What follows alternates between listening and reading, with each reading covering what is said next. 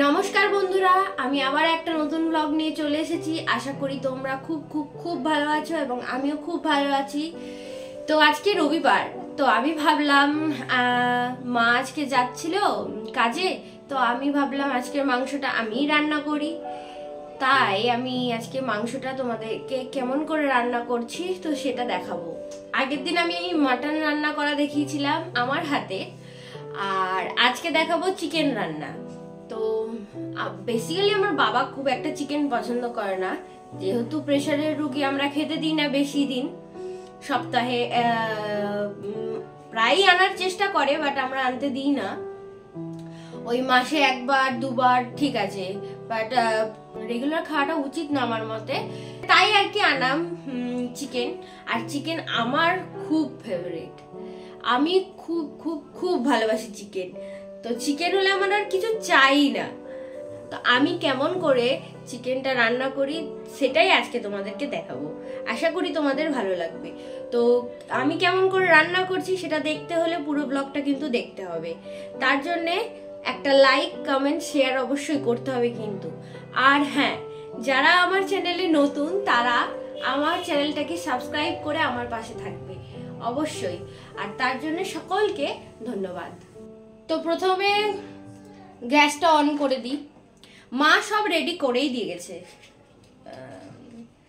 কারণ আমি যদি রেডি করতে বসি এখন তাহলে আর রান্না হয়েছে।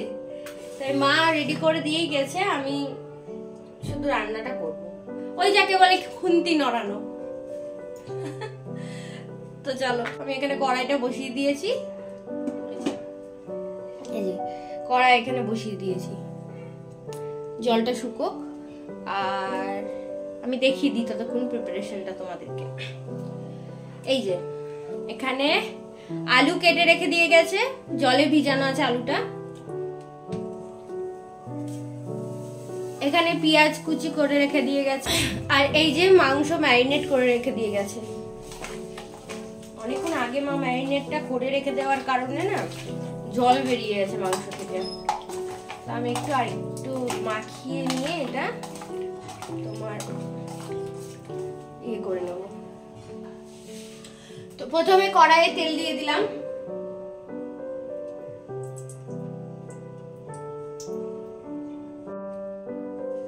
তাহলে এবার আলুটা ছেড়ে দিচ্ছি।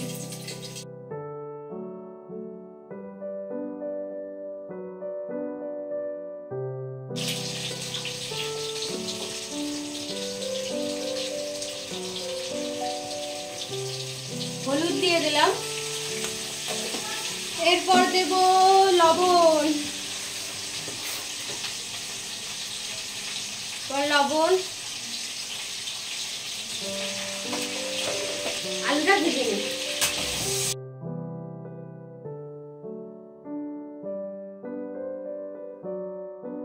আর এই যে মশলা, ওটাতে আছে পেঁয়াজ, আদা, রসুন, এগুলো পেস্ট করে রেখে দিয়ে গেছে।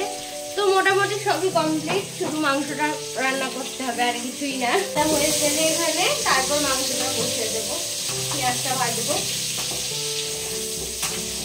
গল্প করতে করতে রান্না করতে বেশ ভালোই লাগে, আর একা একা রান্না করতে কেমন লাগে। এই যে আলু ভাজা হয়ে গেছে, এবার মাংসটা বসাবো। তো প্রথমেই আমরা গরম করতে দিব তেল, বেশি করে একটু তেল গরম করতে দিব। আর মাংস একটু বেশি তেল ছাড়া ভালো হয় না যেহেতু, তাই জন্য আমরা একটু বেশি করেই তেল দিলাম কড়াইয়ে। তেলটা যখন গরম হয়ে এসেছে তখন আমি তেলের মধ্যে পেঁয়াজ কুচিগুলো ছেড়ে দিলাম।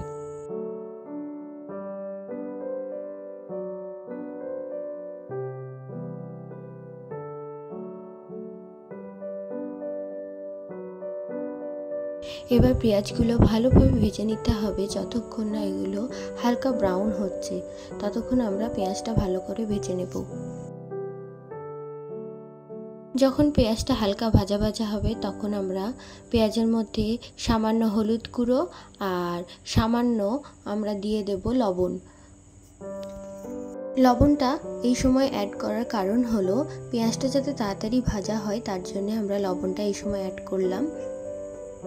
এবার পেঁয়াজটা যতক্ষণ না ব্রাউন হচ্ছে ততক্ষণ আমরা ভেজে নেব। তারপরে এখানে আমরা যে বাটা মশলাটা করে রেখেছিলাম সেটা দিয়ে দিলাম। পেঁয়াজ, আদা আর রসুনের যে পেস্টটা ছিল সেটা দিয়ে দিলাম।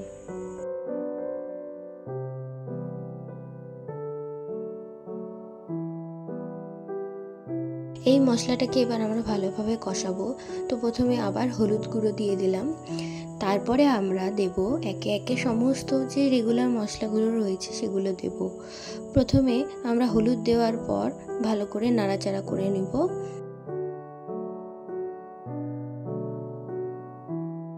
এরপর আমরা এই মশলাটাতে অ্যাড করব জিরে গুঁড়ো।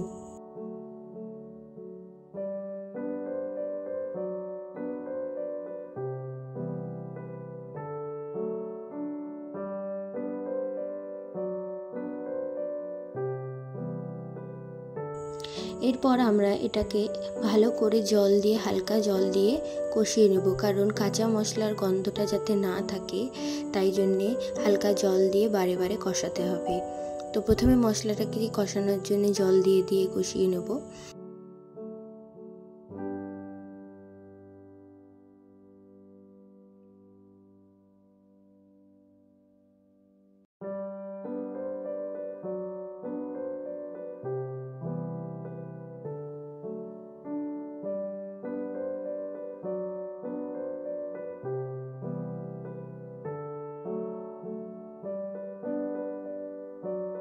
এই পর্যায়ে এসে আমরা কাশ্মীরি লঙ্কার গুঁড়ো অ্যাড করে দেব।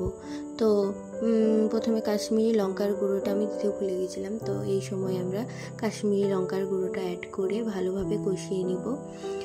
বেশ একটা সুন্দর লাল কালার হবে। আর যে যেমন ঝাল খেতে পছন্দ করে সেই অনুযায়ী দেওয়া উচিত আমার মতে।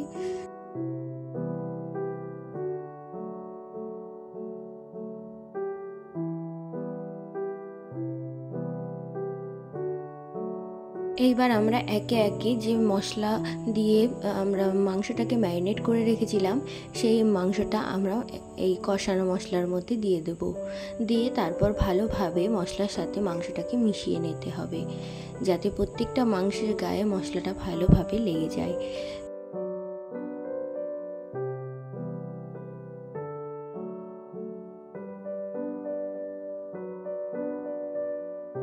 মাংসটা কষাতে কষাতে দেখো চারিদিক দিয়ে কি সুন্দর তেল ছেড়ে দিয়েছে। তো এই পর্যায়ে আমি আরও কিছুক্ষণ ভালোভাবে মাংসটা কষিয়ে নেব, যতক্ষণ একেবারে গায়ে গায়ে না লেগে যাচ্ছে মশলাটা।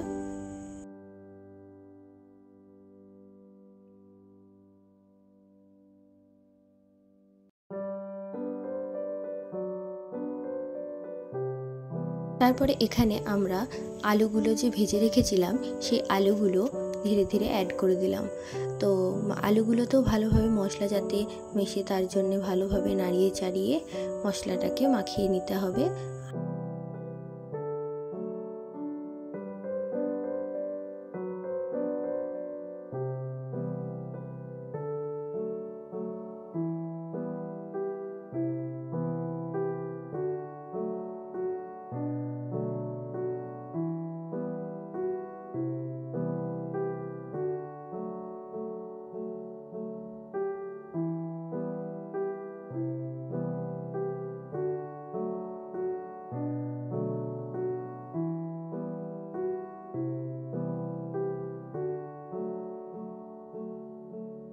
এইবারে আমি মাংসের জলটা অ্যাড করে দিলাম।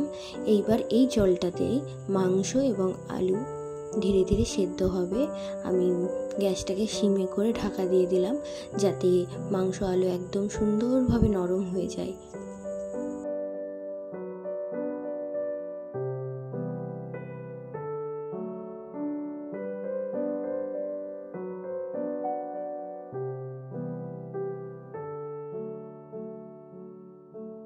খুলে দেখি, চলো।